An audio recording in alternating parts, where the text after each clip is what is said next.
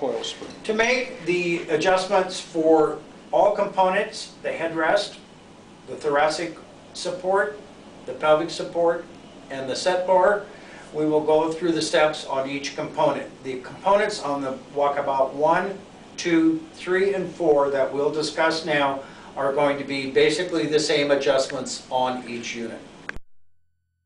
To begin with, we will start with the adjustment of the head support. This particular support is to utilize just as a stop.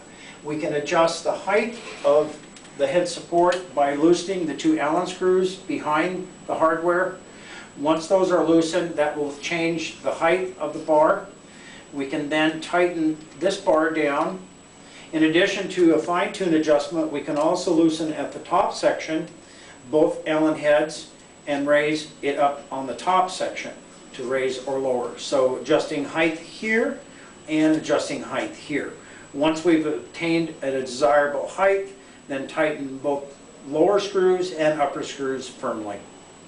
In addition to the head pad, this can be removed from the rear with the 2 set screws. Loosen that up, remove that assembly completely. An option that you may have selected is neck rest shoulder pad assembly. This will drop into the same receiver as the head pad. Put this into the receiver with the upright hex and tighten firmly. To make adjustments on your neck rest shoulder pad assembly, we have put the upright vertical bar into the hex split bracket to the back. There are 2 adjustments, 2 Allen screws. That will let us make adjustment in height. When we have a desired setting there, we want to tighten again these 2 settings.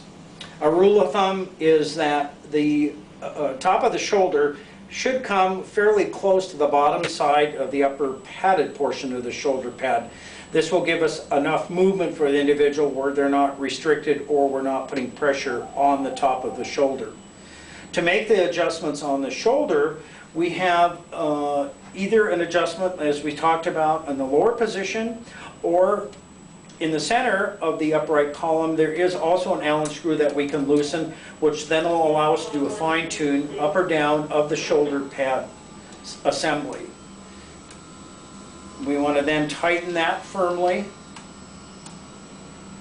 Our shoulder pad is adjustable in depth, so if we want to come in closer to the front part of the upper trunk, we can loosen the retainer Allen screw to the front of the shoulder pad assembly, and also the bracket with the Allen screw to the back of the shoulder pad assembly. That loosens the pad freely to travel either farther back or farther forward.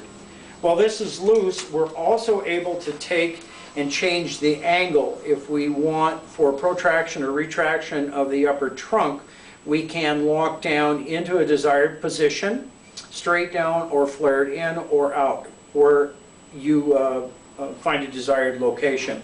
Once you have, come back and then tighten down the rear Allen screw on the shoulder pad hardware and tighten the front down. And tighten these firmly so to ensure they stay in place. What we now can also do is we can change the width of the shoulder pads, ensuring that we're not putting pressure laterally on the side of the neck. So there is an Allen screw on the bottom of the hardware for the shoulder pad. We'll loosen the Allen screw there.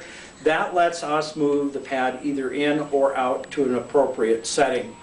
Once that setting has been accomplished, again, go underneath on both sides and tighten down firmly the Allen set screw on the bottom side.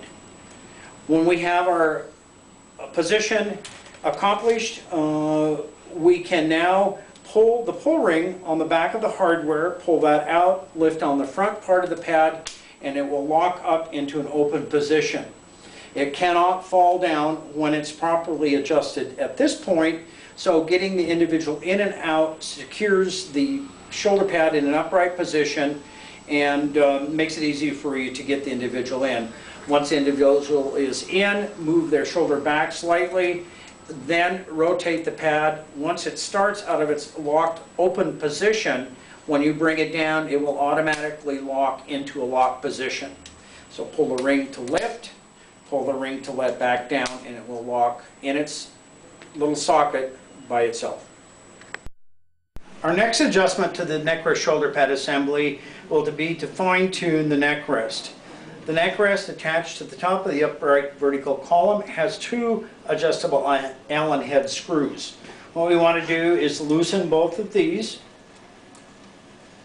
This will give us the ability to raise independent from the shoulders and the height the neck rest used in a headrest fashion or a neck rest fashion.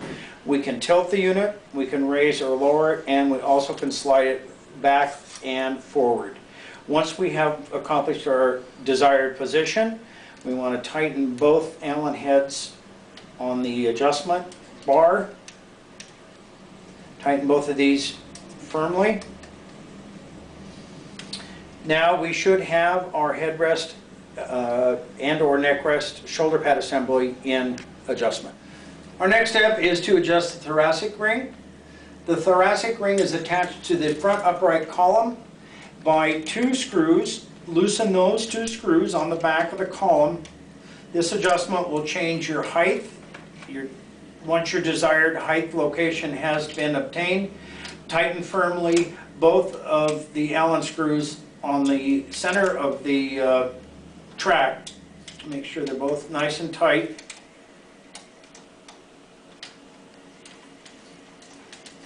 To change the angle of the thoracic ring, there are 4 Allen head screws on the rear. Loosen all 4 of these. Once these are loose, this will allow you to tilt the thoracic ring higher in the front, level, or to whatever your desired position is. Higher in the front does give you a little bit more clearance in the lateral part of the upper trunk. So in some cases, for best breast development, this is a better location. So select your desired amount of tilt, and again come back, securely tightening all 4 of the Allen head screws. We can also change the depth of the pad. They come in several different sizes. Yours is being determined, and you have a fine-tune adjustment for depth. There is an Allen head screw located on the lateral side of each ring that you loosen. Once this is loosened, it'll give you 3 or 4 inches of adjustment in depth. You want to make sure when you tighten this one that you are symmetrical with the opposite side to ensure that you're not creating any pressure where the 2 pads come together in the front. To change the width of the trunk pad, on the top portion of the rear thoracic ring bar, there's another Allen head screw. By loosening that one will give you the ability to adjust the pad in wider or narrower. Again, you want to make sure that you are symmetrical. The upright column is the center, so make sure that your pads are symmetrical from left to right.